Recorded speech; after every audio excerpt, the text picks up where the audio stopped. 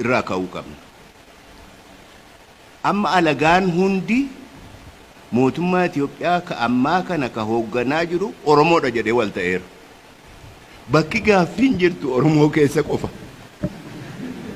Maaliif akkas ta'ee tarii bulfamuudhuma barri ta'a. Isa malee ofii bulchaa jirra jennee fudhachuun nutti ulfaata.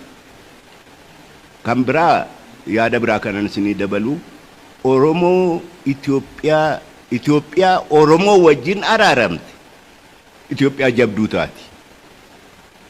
Kanammoo ka sodaatu biyya kana keessa jira, biyyoota ollaa keessa jira. Mootummaa Itoophiyaa Oromoon hoogganu fashalsiisuuf humni biyya kana keessaa hojjetu jira, humni biyya ollaa keessaa hojjetu jira. Maaliif Oromoon bakka isaaf malu yoo fudhate Itoophiyaa tasgabbooftuu jabduu tokkotu dhalata gaafa Afrikaa keessatti. Warri kanarraa yaaddoo qaban moo jiru. Gariin isaanii firoota keenya. Akkasitti fudhannu. Maaliifan kana kaasaa humni mootummaa Oromoo kana fashalsiisuu irratti hojjetaa jiru baay'eedha. Dhibdeen mootummaa kana irratti kufees mootummoota meeqaan kunoo Jaanhoy jalaan jalqabee quba qabaadha. Jaanhoy hojjedhee fi dargii hojjedhee dargii irrattis hojjedhee Ihaadag irrumattan hojjedhe isa.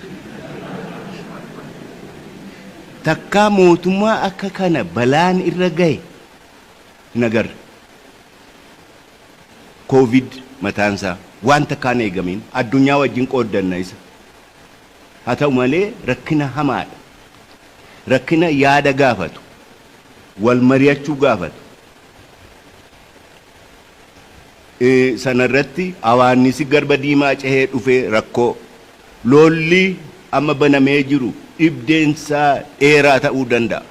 Kanaaf wal malee waan biraan qabnu wal ta'uu qabnaa isa Profeesar jedhe an akka jaarsaattan isiniif hima. Wal malee ka biraa hin qabnu. Yoo wal qabanne malee wal deeggarre malee ce'uuf hin deemnu. Ce'uu malee immoo filmaata biraan qabnu. Dimokiraasii irraa sodaa kan hin qabne Oromoo duwwaadha. Warri olaantummaa barbaadu hundi dimokiraasii hin fedhu. Dimokiraasii isaaniin aangoomsu qofa barbaada. Waan dhumaa jedheetan carraasiniif kennaa. Nuyiifis existential ta'eera haalamma keessa jiru. Yookaan bakka gahee mirgi keenya nu guutamuu. Warri hamma kaleessaatti nu hoogganaa bahees olaantummaa nurratti diriirfatee tures yoo carraan keenya amma malee hin jirtu kana dabarraan lammatatti hin deebinuu jedhanii murteeffataniiru. Warri dheengaddaas akkasuma. Warri hanga dheengaddaatti nu hacuucaa tures. Kanaaf nu hundaafuu existential ta'eera. Malli nu baasu wal hamii akka reefuu isiniin jedhee isinnan hamadhaa. Kanaafan isinitti hima. Wal hamii dhaabnee wal marii jabeessuu qabna.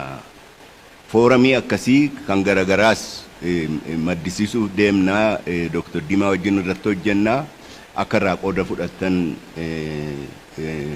isin kadhadhaa. Yeroon Oromoon afaan tokkichi haasa'u amma. Kana dabarraan dhumatee carraan keenya. Haala hamaatti deemaa jirra. Haala hedduu yaachisaa. Nami yeroo dulloomu sodaataa ta'aa deema. Anamas nan sodaadha jechuun qaanfadhu maaliif intalli natti heerumuu didduun jirtu sichi.